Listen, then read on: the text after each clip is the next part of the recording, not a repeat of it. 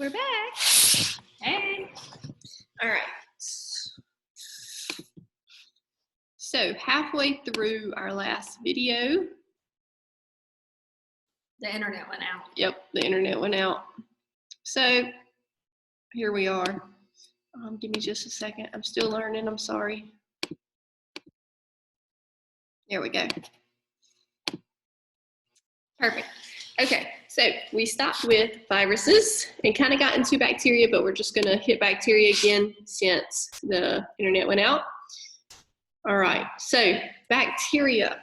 There are 3 different types. Remember, you had those 3 different types that we just looked at, and they can live in extreme atmosphere. So cold, hot, no oxygen, oxygen. And the cool thing about bacteria is that they reproduce asexually. So they just reproduce the exact copies of themselves, and that's how they multiply so quickly. Okay.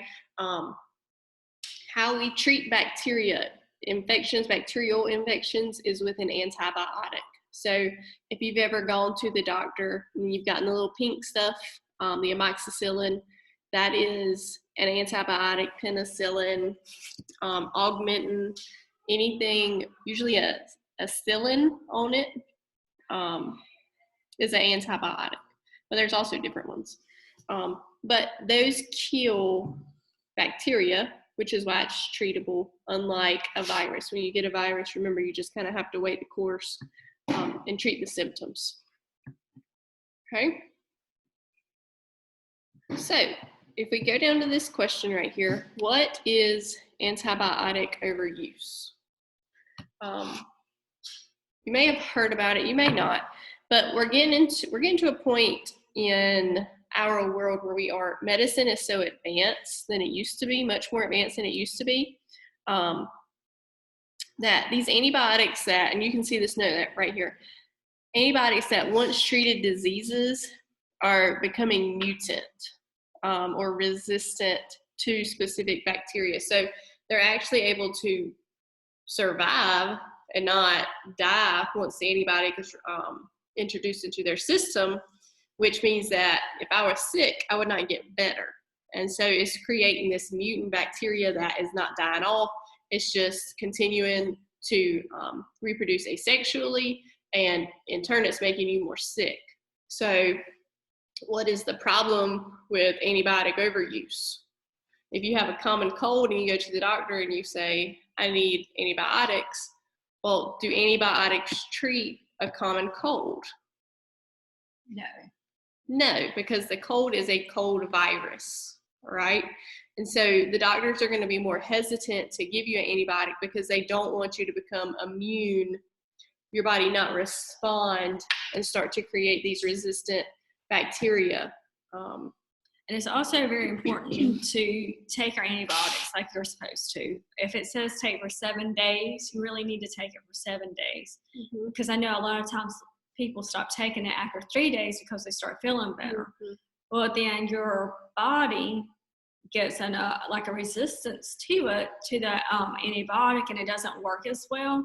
So you'll have to, 9 times out of 10, you'll have to go back and get another antibiotic that's stronger because you didn't finish out your course. Mm-hmm. So that's why it's always important to finish out. If it's 7 days, finish it out. If it's 10 days, finish it out, even if you feel better. Yep. And kind of think about it like this.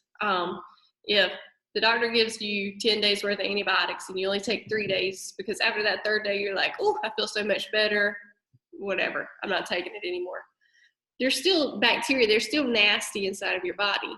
And what you're doing is it's learning how to live with that new chemical, that antibiotic in your system.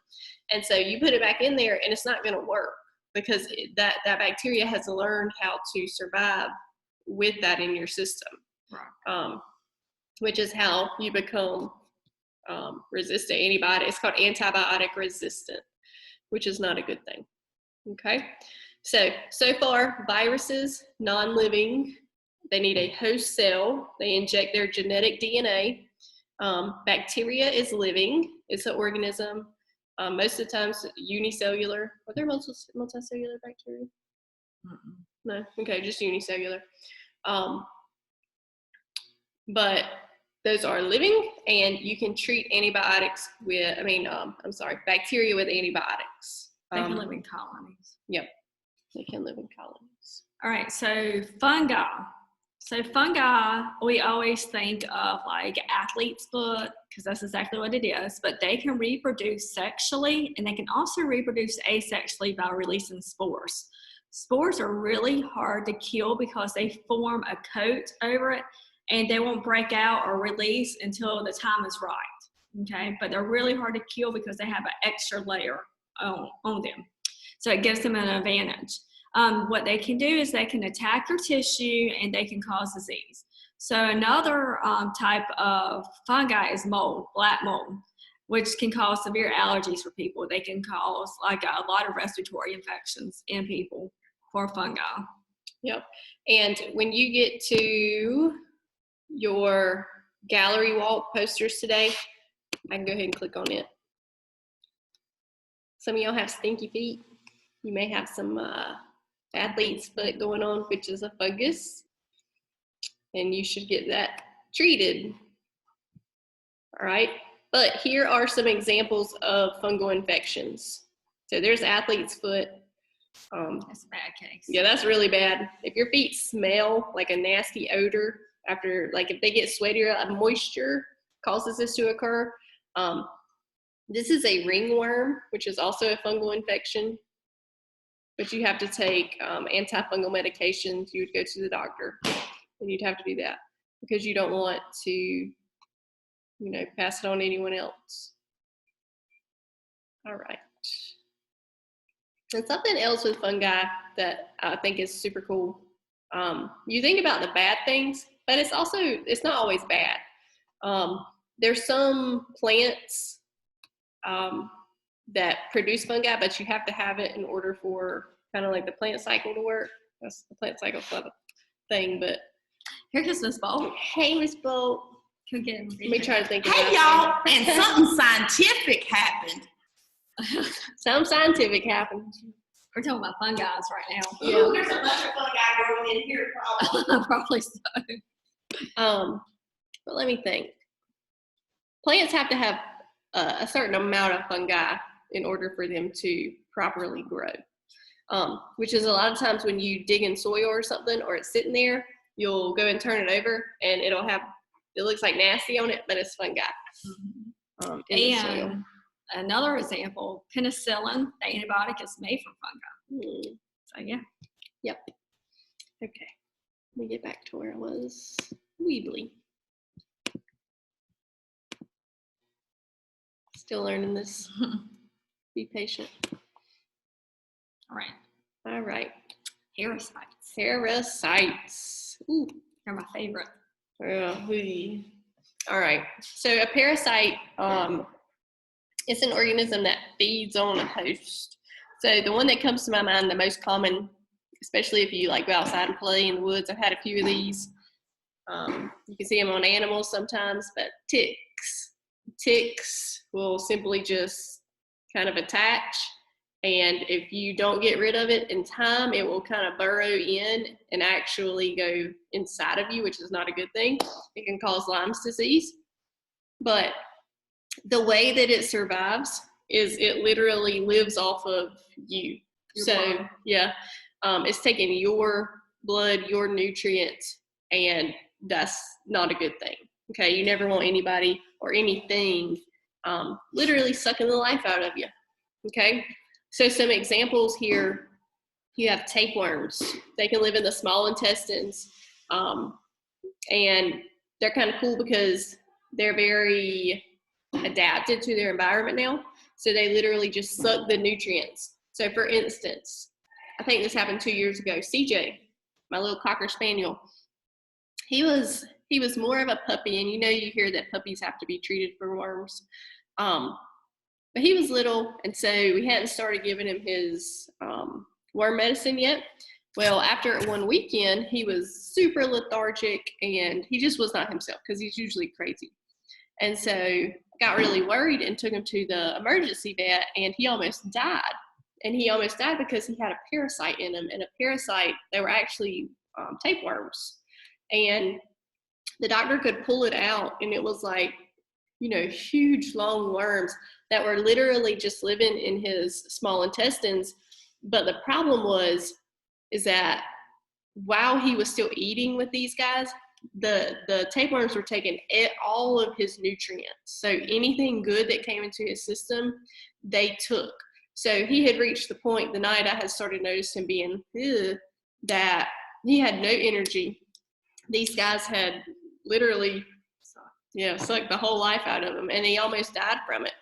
And so we're going to start looking at these symbiotic relationships. That's not a good one, because the tapeworm's benefiting at the moment, but if the host dies, then the parasite's going to die as well. But ticks, again, they can also cause infectious diseases. So a parasite, simply an organism that feeds on the host. It can live on or in the body. Okay. Also fleas, if you have animals, fleas they can be a parasite. Lots of little stuff. So that is it. Ms. Pate, you want to add anything else? There we are. But be sure to send us how you're doing, because we really want to know how you're doing. And you can send us a picture or a video or just a short email saying, hey guys, you know, make sure you do your gallery walk and take your notes. And if we're always here, you can always email us or shoot us a video. Yep. Your posters is simply this is your gallery walk. It's just telling you about bacteria, fungi, parasites, and viruses. I know it's reading, but it's not bad, and it's kind of cool to look at. And then the next thing is your gallery walk chart. Now, right here, these two things are the same thing. So what I would do is I would just download it and do the top or the bottom, because it's literally the same thing. But you're looking like how it looks. Is it living or non-living? How is it transmitted? How is it treated? How is it prevented? And diseases it causes. And so just, you know, if you don't take anything else seriously this year, take this seriously, because this is happening in our world right now. And it's affecting us all. Okay, I'd much rather you guys be here at school, but, you know, for everyone's safety, we're doing what we need to do in order for you guys to get back here. So we love you. We'll see you in our next video. And if you need us, let us know. Bye.